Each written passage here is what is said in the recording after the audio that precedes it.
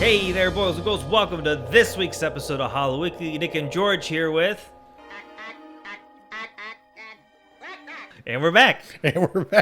That's today's episode. If you don't know what that is, get your head on straight. That's right. If you don't know what it is for reals, Mars Attacks. Mars Attacks. So we are reapproaching this movie because it is way better than I remembered, and I liked it a lot on first pass. Right. Second, it's incredibly timely for now, and I'm going to get to that. I know where you're going with that. Well, there's multiple reasons why it's timely now. I'll try to get to those quickly. And then the third thing is, I just don't think that horror fans...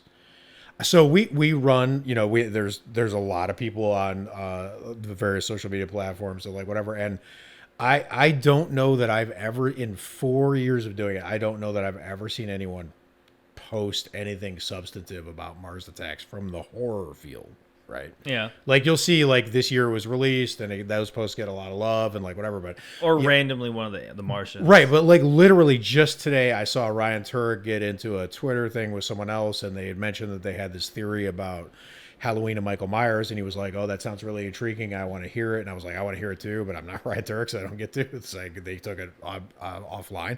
But the point is, like every day I'll come across like a horror person with a theory about this or a great take on this, or whatever, and never for Mars Attack. And we are going to change that right now because this movie deserves it, dude. I'm coming from. Hopefully, you agree. That's the angle you're coming from. Right. I totally agree. The angle I'm coming from is I remember always loving this movie, and this movie has a lot of memories ingrained from like just like being out and around. Like I'll get to that in a little bit too. Sure, I'll explain that. Sure, like, this movie's so like right, way better than I remember. But it's like, and when I started this movie, sorry, just real quick, when I started this movie, I was like, maybe I'm off base. Maybe it's great, but maybe it's too light. Obviously, it's if you're thinking of it in any kind of horror terms, it's a horror comedy. But, right. But there are really legit horror comedies, right? Some of the best movies in the entire field are comedies, right? So whether it's What We Do in the Shadows or Shaun of the Dead. I think that's the problem with this movie is no one knows where to like classify it because it's aliens and Martians, right? And it's also got the sci-fi part, exactly. Right. But I was like, I'm going to turn this movie on. And I'm like, maybe it's not horror enough. And as soon as it comes on, I see a flaming herd of dying cows running at me. And I'm like, horror, you know what's great? Fine. I've seen this movie. I forgot to start. I've seen this movie a ton of times, like growing up. I never remember that opening scene. Right. Like I completely forgot. It's horrifying. And I forgot that like it's such a random opening and there scene. is a lot of animal abuse and death. It's not for real. But yeah, but a lot of animals get it. Birds are apparently public enemy number one for the aliens. So it's I mean, I'm not telling you that this movie is Evil Dead remake or whatever. It's not. But it has enough horror to qualify for our purposes, especially with all the homages to other things. And my personal MVP for character who steals the show, which I'm dying to get to because I want to hear yours. But wait, let's walk through this first. Okay. Hit me. Where do you want to start? Dude, well, the opening scene, the music. This movie has gotten better. Like I remember always liking it, and I was a little scared going back to it. Like there's like some like wonky CGI, but like it's so stylistic it doesn't even matter. It doesn't matter. But like this movie like just grew on me like 10 times, and part of that is I started listening to old school movie soundtracks, and the one that I love the most, like when Halloween comes around, the very first song I listen to is Bernard Herrmann's "Day the Earth Stood Still."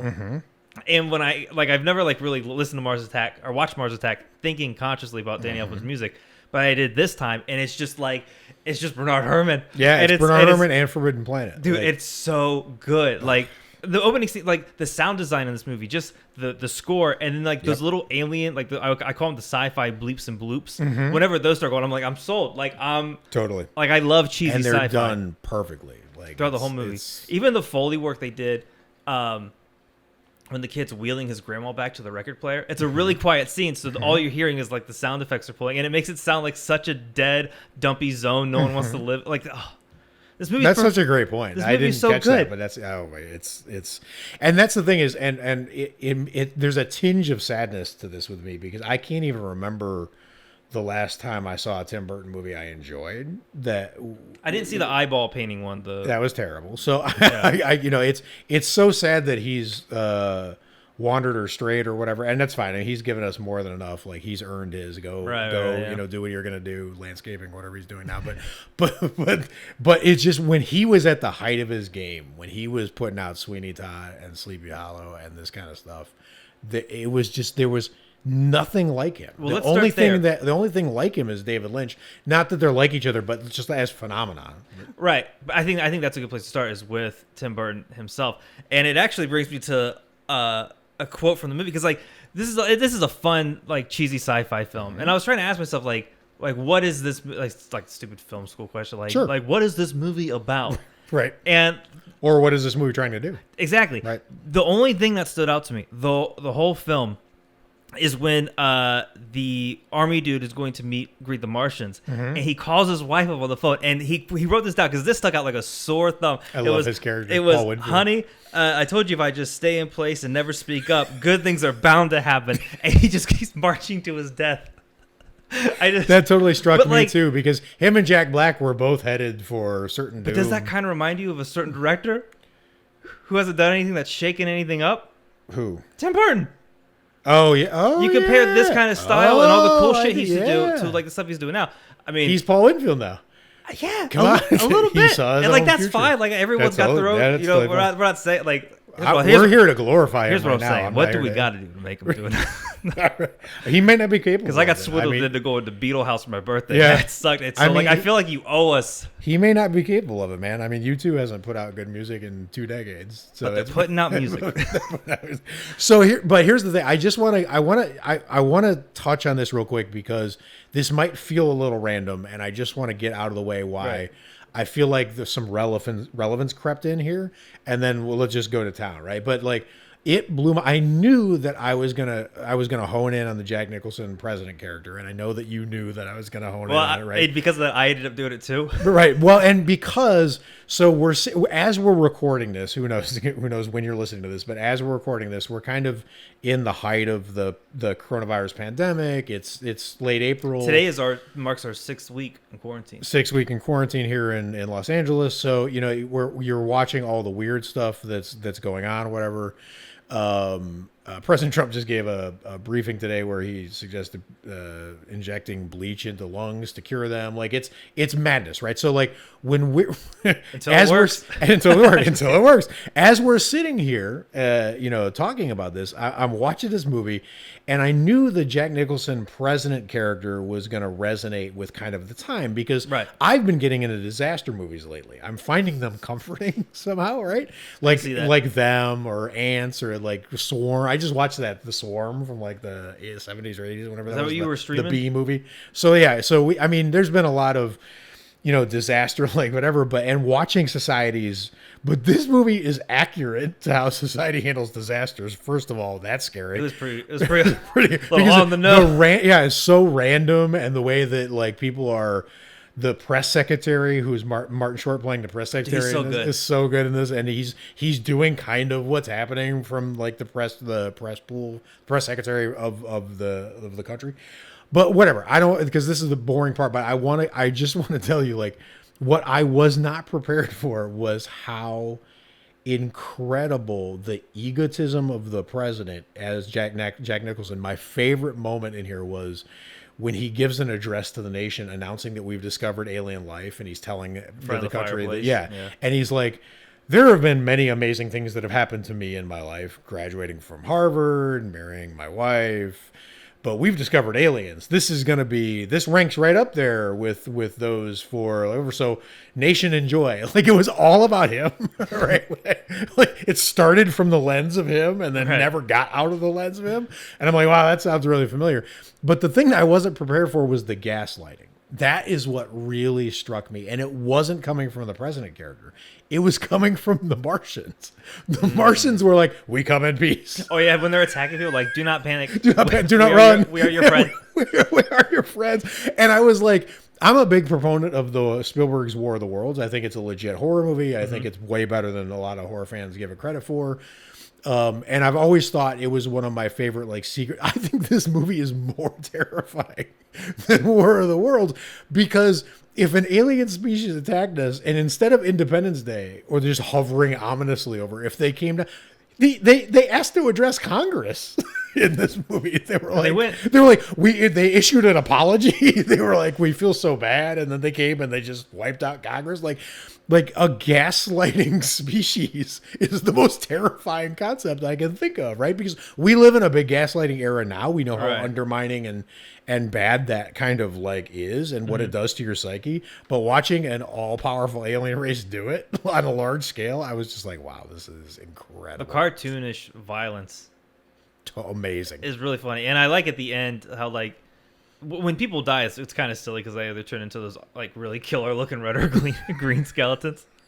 But I like how comical they get at the end, where they're like bowling with the bowling for Easter Island. Oh, that was amazing! Blowing up the Taj Mahal and the Washington Monument. They're like toying with it with the spaceship, trying to like get it to tip a certain direction. Like, that stuff is amazing, dude. This whole movie, like, even the cast, dude. Like, I was sort of writing down the cast because I was like, I couldn't believe how many great actors, and I started thinking, like, how many films has Tim Burton been or directed where there isn't a great cast? Right, and for our Patreon supporters, we're doing a bonus episode of this. It's about 30 minutes long, where we just read the cast list. Forwards and backwards. I mean, we go into the red. Who isn't in this movie? Every time it would turn around, someone else was showing up, and they were being incredible. Glenn Close, Natalie Portman, Jack Nicholson, Martin Short, Pierce Brosnan, Jim Brown, Pam Grier, Annette Bening, Sarah Jessica Parker, Michael J. Fox, Danny DeVito, Jack Black. I ran out of breath. Yeah, you're not even a third of the way there. I mean, there's it's incredible.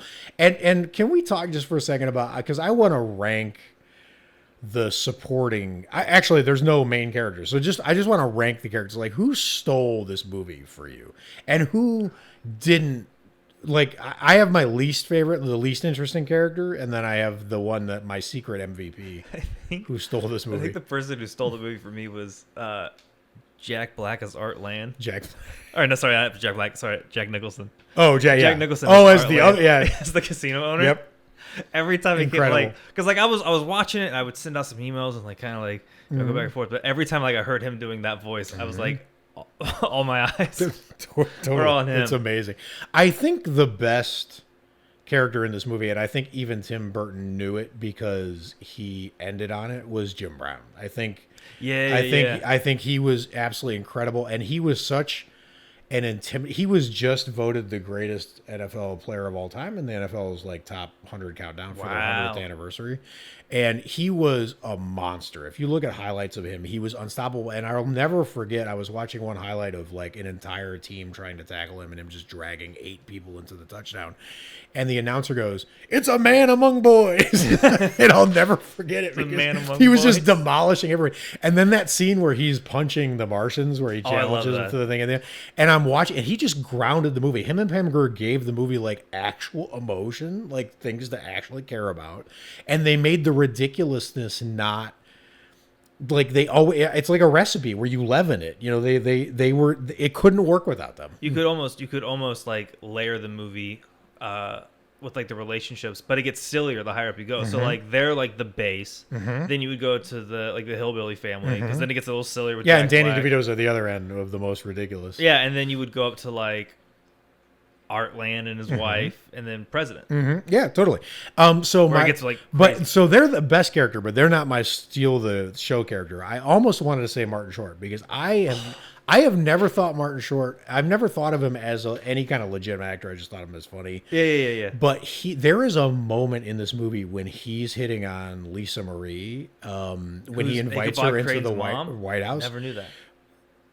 Wait, so he's hit. Well, that's not even the right way to put it. He's what he's doing is appalling. But whatever, him and Lisa Marie are talking, and he looks at her and he narrows his eyes for a second in the most evil way. It's when he's in the car and he invites her into the White House. And I got a chill from Martin Short. I was like, what's happening? The nightmare man himself. What's happening? But if you go back and you watch it, he is looking at her like lunge, and it's terrifying. And I don't know how he nailed it. Like, it was incredible. But my MVP for this movie is Lisa Marie. She was incredible. She is a hidden scream queen. I had no idea that this is the same person that was in Lords of Salem or in We Are Still Here, the Barbara Crampton masterpiece that I love with a passion. She is like secretly doing amazing horror movies under the radar that I didn't. Go ahead. Well, yeah, she played Ichabod Crane's mom in Sleepy Hollow. I did not know that. Right. But her scene in particular always made me feel like the grossest because she moved so unnatural. I was like, I don't like that. She's never weird. And then the finger biting part, like that scene's always. She was actually scary, and the dispassionate way she was just evaluating things, like when she bit his finger off, and he's like, my finger, and she's like just like doing that raptor and that Jurassic Park. That effect is really cool when her face peels back, and it's lit from inside, and you can see the little Martian jaw. Oh my god, it was all of that was amazing, but just. That sequence was legitimately. It was first of all. It was terrifying, not in a horror movie way, but just like in the cheesy sci-fi way that Tim Burton was going for. But just it was like the Bride of Frankenstein effect. She's just in the movie for a minute, and and every time I Google it, she's the poster. Like she's on the poster, like with all the modern posters for this movie or Blu-ray releases or whatever, because people must have picked up that. Like, that is just an iconic moment. When it comes to, like, the horror parts of Mars Attack, that scene always made me feel really uncomfortable. And then Jack Nicholson's death as the president. Yep. That scene I remember when I would watch it when I was young, like, I would brace myself because the handshake scene was coming up. And it always freaked. It's just the way that shit crawls around him and he can't control it. Sure, totally. And you know, when you look at, so Rod Steiger plays the crazy intense general that turns out to be right. I love that character. He's amazing, but one little known fact, this won't matter anymore in the age of like the hyper internet, but this used to be a big deal. There was a time when people played a game called 6 Degrees of Kevin Bacon, right? So you were trying to connect Kevin Bacon to other actors, and it was before you could Google. So you were, it was a fun like film, person game. And I'll never forget, there was a weird statistical paper came out. It was something that like 538 would do now, but it was way before them. And it said, Kevin Bacon is not the center of the Hollywood universe. The actor who has the closest average connections of any actor who's ever lived in the entire history of Hollywood is Rod Steiger. He worked with more people. So like Kevin Bacon's average connection was like 3.2 and Rod Steiger was like 2.8, and he was like the only one in 2 or whatever. And the fact that this guy had done like 1,000 films and worked with everyone you could name, and no one knows who he is now, right? But when he shows up at Mars Attacks, they're like, Rod Steiger act. He's like, he just does it. He's like George C. Scott in Doctor Strangelove, and he was amazing. So I loved his scene, especially when I forget what happened. There's a scene where the first lady agrees with him, and he like points to her. It's like this childish, like, see, we should do it. That scene cracks me up. Right. Oh, there's so many. What else did I write here? I wrote down like a bunch of notes. Oh, the Joe Baker and Jack Black dynamic. Joe Baker's amazing. That whole scene, dude. Amazing. Jack Black's hilarious. He is incredible. That scene. And I always forgot how comical. He's a runner. He was fast, dude. When he runs, it's like it's like the least manly run possible. It was Forrest Gump run. He was literally running like Forrest Gump. Forrest Gump running. That whole scene is hilarious because like they set up that brother dynamic. Like you wouldn't expect that death. And when he holds up the gun and just like the cartridge drops. I love that. It was incredible. Oh, that was the one note that I was telling you before we started filming. Yes. Because like I really like this whole film is like super stylistic, and like it's probably the first reason why I like it. Yep. One of the cool facts I saw from Amazon was that they the Army uniforms were based off Army uniforms from the 1950s. I don't know why I think that's so cool. No, that's super cool actually. Like there's a lot of just like stylistic things that your eye picks up on this time. Like the hippies really stood out to me this time because they're nowhere else in the film. True. Because the whole film takes place in the 90s, but when the aliens go to visit, it's just fucking hippies everywhere. And that dude, when he throws that dove. The dove is amazing. And just that whole confrontation scene where you think it's going okay. Like we're basically Annette Bening in that scene. We're hoping it's all going to be fine and work out. We know it's not because it's Mars Attacks. Right? Man, I'm the general, dude. I'm the bald. Yeah, I'm the one guy. Well, and then it all goes to hell because of this dove. And I love Natalie Portman. Like, maybe doves mean war to them. Like, I mean, we don't know anything about them. We haven't even got to do, like, this is what blows my mind about the cast. We haven't even got to James Bond. Right. Okay. As the scientist, he is the perfect, because this movie is like, he was incredible as a scientist. This movie is like a it's them with all the other cheesy Day the Earth Stood Still, cheesy stuff. But Pierce Brosnan wearing that stupid lab coat with the pipe is like my favorite aesthetic of the whole film. Like, it's so cartoonish. It's absolutely amazing. I love my least favorite is Sarah Jessica Parker. And I have nothing against her. I just found the character boring. I know it's like the iconic head on the dog thing, like whatever. But that's why Alex hates the film. That freaks her the fuck out. Yeah. And to our point about it being like actual some horror elements in this, it scared her so much she scarred from it still as a kid. You can get the Clive Barker fans to come over and watch the movie. You get their body horror. Cronenberg people come over. So yeah, that part. So can I tell you something? My one of my MVP things was Sylvia Sidney. Go ahead, tell me who that was in this movie. Sylvia Sidney? Yeah. Hold on, I was looking at the cast periodically. I know that Christina Applegate is in the film for a half second. Yes. But that woman that you're talking about. So Sylvia Sidney is the caseworker in Beetlejuice. And the grandma in this movie. And she is just lit up from inside. And she was born in 1910. She starred with Cary Grant, Gary Cooper, Henry Fonda. I mean, she worked with everybody. Won Oscars. This is the Angela Lansbury of this movie, and she's incredible. I'm still gathering my brains from because I never made the connection that's the caseworker. That was her. Right. Holy shit! Right? Absolutely incredible. Yeah, because she's lost and her marbles. That is one of the things I really appreciate about both Tim Burton and David Lynch, and I feel like Tarantino has the same thing. What he did with John Travolta in Pulp Fiction is they take actors they know are great but have faded, and they just re-energize them. That's why it's so touching when you hear Vincent Price in Beetlejuice, right? Oh, Edward Scissorhands. Edward Scissorhands. Sorry, yeah. But that's just bringing that kind of vibe to it, and it's incredible that she has so much energy. As a matter of fact, her grandson, who saves the day and gives that ridiculous speech at the end, I just felt like he was so no energy at all for most of the movie. And then every time she would show up, the scene would light up, and that's the opposite of how it should be. Yeah, he was. You could tell he was supposed to be the plain Jane kind of totally flat note. Totally. This is Grandma's show, baby. That's Grandma's show. Back out. Get away from Sylvia. I'm trying to look at. Dude, it sucks about my handwriting as I look at it. And I go did you even try? Did we hit the red and green skeletons? Yeah, and so now let me just, while you're scanning that thing, I just want to, for 1 second, I want to hit this part about the music touch is genius, right? The yodeling blows up the thing, right? And I was like, why does this movie have such carte blanche to be so insane? So I went and looked up the origins of Mars Attacks with the Topps cards. Do you know this?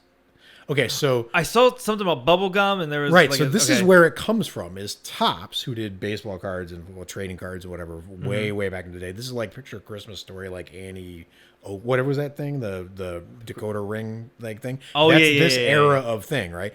So what's blowing my mind is that Topps released Mars Attacks in '64. Which was when the Cuban Missile Crisis was happening. So the country was using Mars Attacks as therapy to deal with the fact that they were on the edge of nuclear Armageddon, which is incredible during the coronavirus time, that Mars Attacks is now feeling relevant again when it was relevant to the near end of the world then as trading cards, right? So it started as trading cards. The art is fantastic. And then they released novels. And then when the Mars Attacks came out from Tim Burton, they released 2 novels along with it and included 2 vintage cards in each novel.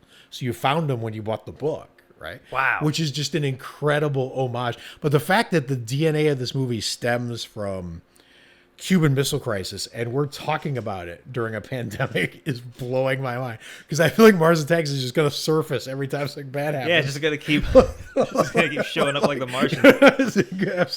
absolutely mind-boggling. Sorry, I just had to get that off my chest because that's like the most interesting it's thing. like incredible to me that this is where this comes from. Damn. This is a property based on cards, on collectible cards, not, from whatever. And I'm trying to think of a more unlikely. My favorite origin story for a horror movie is Silver Bullet, right? Because it comes from that Cycle the Werewolf book that Stephen King did, that was actually created as a calendar. It was going to be a calendar, right? So it was January, February, March. And the art for that amazing Bernie Wrightson. And I love that there's a movie that comes from a calendar, because that's like the most unlikely place. But this comes from cards, for God's sake. So, in the 60s. In the 60s. So I love it. I love everything about where this movie came from, what it does, music, effects, acting, It cast. still holds up. Like there's not one thing I would change. Well, is there anything you didn't like? We gotta be honest with ourselves. Sarah Jessica Parker. I didn't like any of her character. I didn't like any of her character quick. arc. I didn't like the interview flirting show in the weird chairs. I didn't like a goddamn thing about anything about that at all. Sorry. That's cool. We're gonna take a walk around the block, come back. It makes me mad because everything else was so good. But I did, that whole thing annoyed me, and it was weird because it was one of the less gonzo elements in the movie. You would think, like, really the over the top. Like, Danny DeVito also annoyed me. It's not his fault. They just gave him nothing to do. Mm-hmm. But like Tom Jones, they gave him nothing to do, and he just comes in and nails it. Tom Jones was incredible. I love when he's singing, and then he looks back against the aliens or the backup dancers. Like, this movie is hilarious. And his reaction was so real. That's the thing, is when you bring in people who aren't actors, because this is, I know this is absurd, right? But this is what, like, people like Bresson did. This is people like literal film people would bring in non-actors to get that realistic, there's a whole school called realism, right? So Tom Jones comes in and everyone else is acting over the top, and these aliens come behind him, and he turns around and he's like, Jesus Christ. Yeah, I think the first thing he says after that, he busts through the door and he tells everyone, there's Martians. Absolutely incredible. It shouldn't work. No, he's absolutely amazing. And the whole plane escape sequence, all that stuff is. And that's the thing, is we're sitting here in coronavirus era, and I feel like I have more faith in grandma, grandson, Tom Jones, and Jim Brown for sure to save me from coronavirus than I have for the people trying to save me from coronavirus. Like, I want this group of people in charge. I would feel a lot better, and it would be way more entertaining. It would be way more entertaining. I mean, in not their defense, the world is pretty much wiped out when they're giving their end speech. I mean, there's a mariachi band. I like how they don't show the crowd, but one dude goes, "Can you speak up?" And that's working. And I love his weird, awkward last. I mean, it's literally one of the very last lines of the movie. Shout out to people living in teepees. I was like, what a random note to end the movie. He He's like, I think it'd be pretty cool. That's, all right.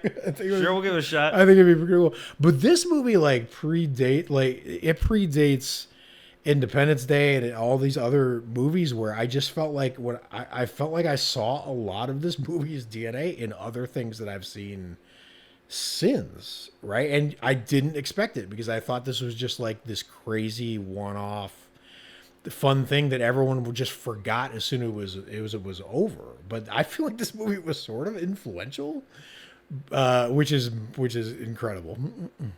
I mean, yeah, it's pretty goddamn good. It should be. It sure should be, right? Maybe. And Tim Burton was one of the most in-demand, directors in Hollywood during that whole. But during that era, he's got so many good films. Like, I think when you name your favorite, you have to find like the occasional hipster that'll put Mars Attacks in the top 3, because usually it's gonna be like Beetlejuice, Batman. Right. I wouldn't even put it in the top 3, but I would put it in my top 3 of. Where would you? What's your rank? Okay. Spoof sci-fi horror. I would put it number 1. Well, it's probably the only one. In that no, there's a lot of spoof. You got Galaxy Quest. Right. Well, that'd be a good double feature. Oh shit! I think that'd be pretty good. Okay, but hold on. Since we're on Tim in Burton, the Tim Burton, what's your top 3 Tim Burtons? I'm curious. Off the top of your head, Do you it's know hard. off the top of your head? I don't, but I'm gonna like walk through it. So I know All right. Batman Returns, probably Yes. number one. I agree. Then I'm going in Beetlejuice. Wouldn't agree there, but God. What? I like Beetlejuice, but I just don't think it's. You don't think it's top 3? Not at all. I had never seen Sweeney Todd before I met you, and I like Sweeney Todd more than Beetlejuice. Right, and I like Sleepy Hollow. Okay, more but if I than did Batman Returns,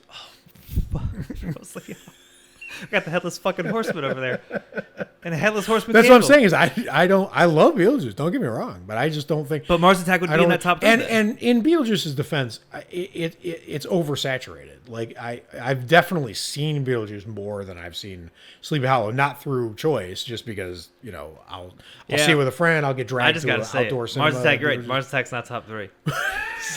Right? No, it's not. I don't. That's think proving our point that it's like doesn't get enough love like it should. Right. I don't think it's top 3, but I definitely think that it's so here's the thing. There's a special category of movie where even ranking it almost doesn't count, right? Yeah. So like Vertigo for a long time wasn't even in the top 5 of anyone's Hitchcock. Right. And that's from a lot of reasons. For a lot of reasons, there were a lot of times, there was a whole span of years where no one even saw Vertigo for copyright or estate reasons, right? So it's a little bit unfair, but I know. Strange. I know, but at some point, it's so outside the realm of the other things. Like Hitchcock never did anything else like Vertigo. Right, he did other things that were like other things, lesser or more or whatever. Like, right. I wouldn't say that Rear Window makes me feel like Rear Window doesn't feel like Hitchcock never did anything else like Rear Window. Rear Window feels like the perfection of whatever that branch of Hitchcock is. Right? Gotcha. I see what you're saying. Right, just like The Birds is the perfection of Alfred Hitchcock, like like full on horror, right? Because Psycho's not full on horror. Psycho's thriller horror, right? It's got a lot of thriller elements. But Birds is horror. I mean, it's literally supernatural, possibly. Did you see that video on Twitter of like crows attacking people? I did. We posted it. Dude, it's funny because I would always like look at the birds. I'm like, yeah, it looks scary, but like. Well, how much can they do? Birds. Right? And then I saw that video and I was like, oh, they fucking. They can also apparently cause the end of the world if they attack a Martian. So that's true. Right? Because the Martians hate them. Very true. But anyway, I digress because the point is that this movie isn't like anything else in Tim Burton's work or anyone else's really. Right? Because even when you said Galaxy Quest, it made sense to me, but then it doesn't. But it doesn't make sense. Right. I thought the same thing. Right. Mars Attacks it stands alone. It's its own thing. It's the only movie based on playing cards that I can think of. And it's a masterpiece. For sure. Full stop. Just go rewatch it. So go rewatch it. It's that simple. It's that simple. But yeah, and it's honestly, it's weird. I know that it's weird, but I'm telling you, all of us, everyone has been in lockdown. Like you said, we've been in lockdown 6 weeks. Everyone's consuming more TV and movies. Everyone's watching more things than they used to. I read somewhere some insane like 23 million new people signed up for Netflix in the first 2 weeks of the pandemic, right? Some ridiculous stat. So we're all consuming a bunch of stuff, and I've seen a lot of things since the pandemic started. And this is one of the most therapeutic things I've seen because it deals with disaster and you get to watch society grapple with disaster and the politics of it and the lying and all the things that, whatever. You're right. But it's also hilarious. So you can't, it's the most entertaining possible version of this. Because when you go watch something like Geostorm, right? The only reason Geostorm is funny is unintentionally because it's so bad, right? But it's therapeutic in the terms of just watching people deal with a triumph over a disaster or whatever. But this movie knows exactly what it is. It's by one of our greatest directors. We'll call it the Mars Attack Vacation Package. I agreed. Oh, that's a great. We should put that together. It'll just be a DVD of Mars Attacks. But let us know what you think of Mars Attacks. Let us know what you think of each individual cast member if you have a couple days to write comments. Do that as a iTunes review. Go down and then just be like Glenn Close, 3 out of 10. Love the Shane Lucy. Natalie Portman. The pizza they gave her did not look that great for being pizza from the White House. Jack Nicholson. oh, you'd have to do 2 of them because he's the president in our land. Then Martin Short, Pierce Brosnan, Jim Brown, Pam Grier. It's a lot. And you should do this. That's amazing. That. You're just off the top of your head. I could have kept going. It makes me sad that we didn't talk about Glenn Close. She was also amazing. Well, there we go. We just did. I loved the Glenn Close, Jack Nicholson. I love when they defend themselves from Lisa Marie in the bedroom. That scene was hilarious because Jack Nicholson kicks some ass. And that's another trope, like ass-kicking American presidents. That's my favorite. Right? Literally, like we have, what was the Harrison Ford play? Air Force One was one, right? Like, and then you have, there in all the Has Fallen series, inevitably the president has to like pick up a gun. Aaron Eckhart, I think, is the president. That's pretty metal. Now, the president. But and then to watch Jack Nicholson just like fly, like whatever, and then Glenn Close, go up to hug him and then be like, oh, and then look down at the marshal like disgusting. Amazing. All right, well, we got Glenn Close in. Yeah. All right. Until next time, stay scary. Watch a bunch of horror movies. Watch War of the Roses and Glenn Close movies. Bye. Bye.